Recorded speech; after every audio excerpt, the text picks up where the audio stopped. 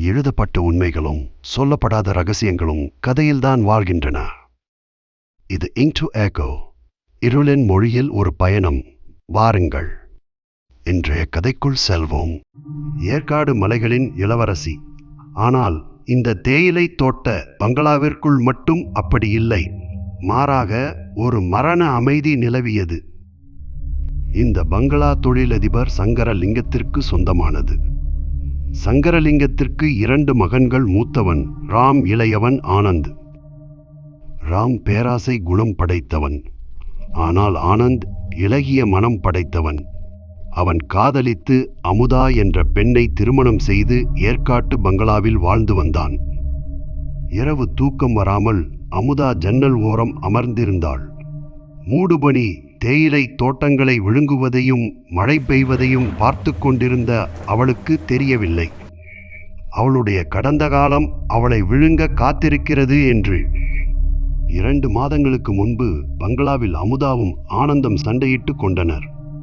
அவ்வாறு சண்டையிடுகையில் ஆனந்த் கோபத்தில் அங்கு இருந்த முகம் பார்க்கும் கண்ணாடியை மேஜையின் மேல் போட்டு உடைத்துவிட்டு பால்கனியின் பக்கம் சென்று விட்டான். அவன் பின்னால் சென்ற அமுதா அவனிடம் சண்டை போட்டுவிட்டு அவனை தள்ளிவிட்டு சென்றாள். ஆனந்த் இறந்து 60 நாட்கள் ஆகிவிட்டன. அந்த மேஜையின் மேல் உடைந்த கண்ணாடி சிதறல்கள் மற்றும் அன்று நடந்த நிகழ்வு இன்னும் அவளது கனவில் வந்து கொண்டிருந்தது. நான் தான் அவனை தள்ளினேன்.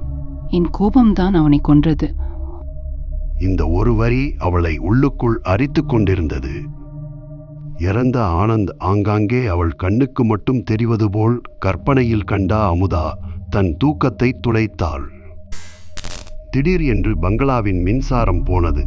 அறையில் இருந்த அந்த மிகப்பெரிய அலங்கார கண்ணாடி சுவரில் மின்னல் வெளிச்சம் பட்டு தெரித்தது.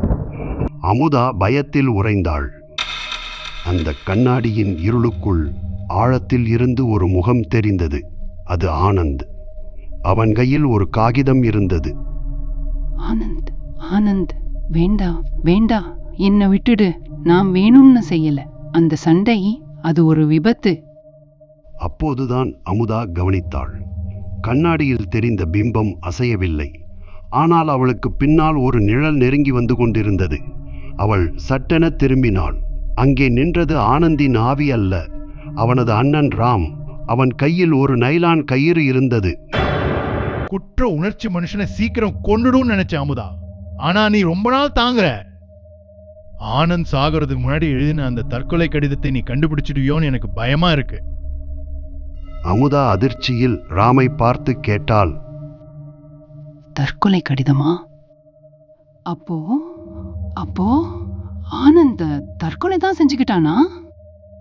நீ ஏன் என்கிட்ட போய் சொன்ன? அவன் நிறைய கடன்ல இருந்தா. அதை கட்ட முடியாம, கடங்காரங்களுக்கு பதில் சொல்ல முடியாம அவன் தானாத்தான் விழுந்து செத்தா. ஆனா நீதான் தள்ளுன்னு நான் நம்ப வச்சாதானே பயத்துல இந்த மொத்த எஸ்டேட்டையும் நீ என் பேருக்கு மாத்துவ. இப்போ இங்கே இந்த ஆட்டம் முடியுது. ராம் அவளது கழுத்தை நெரிக்கத் தொடங்கினான். அமுதா போராடினாள். அவள் கையில் சிக்கிய ஒரு கனமான பித்தளை விளக்கை எடுத்து தன் பின்னால் இருந்த அந்த பெரிய கண்ணாடி சுவரை ஓங்கி தாக்கினாள். கண்ணாடி சுவர் நொறுங்கியது. ஆனால் அதன் பின்னால் இருந்தது வெறும் சுவர் அல்ல, ஒரு ரகசிய அலமாரி. ராம் அந்த தற்கொலை கடிதத்தையும் எஸ்டேட் பத்திரங்களையும் ஒளித்து வைத்திருந்த இடம் அதுதான். சிதறிய கண்ணாடிகளுக்கு நடுவே அந்த தற்கொலை கடிதம் வெளிப்பட்டது. அதே சமயம் அந்த பகுதியில் வாகனத்தில் ரோந்து வந்த போலீஸ்காரர்கள் கண்ணாடி உடைந்த சத்தத்தை கேட்டு பங்களாவிற்குள் நுழைந்தனர். உடைந்த கண்ணாடிகளுக்கு நடுவே கயிற்றுடன் நின்ற ராம் கையும் களவுமாக மாட்டிக்கொண்டான். ஏற்காட்டின் மூடுபனி மெதுவாக விலகியது. மழையும் ஓய்ந்தது. அப்போது அமுதா சிதறி கிடந்த ஒரு கண்ணாடி துண்டில் தன் பிம்பத்தை பார்த்தாள். அவள் முகத்தில் இப்போது பயமில்லை. உண்மை கசப்பானதுதான், ஆனால் அது உடைந்த கண்ணாடியைப் போல கூர்மையானது. அது ஒரு முறை வெளிப்பட்டு விட்டால் பொய்யால் அதை காயப்படுத்த முடியாது. பேனாவில் மை காய்ந்துவிடும், ஆனால் சத்தம் கேட்டுக்கொண்டே இருக்கும். இது இங்க்ட் டு எக்கோ. இது போன்ற கதைகளை தொடர்ந்து கேட்க லைக் மற்றும் சப்ஸ்கிரைப் செய்யுங்கள். உங்கள் கருத்துக்களை கமெண்டில் பதிவிடுங்கள். அடுத்த அத்தியாயம்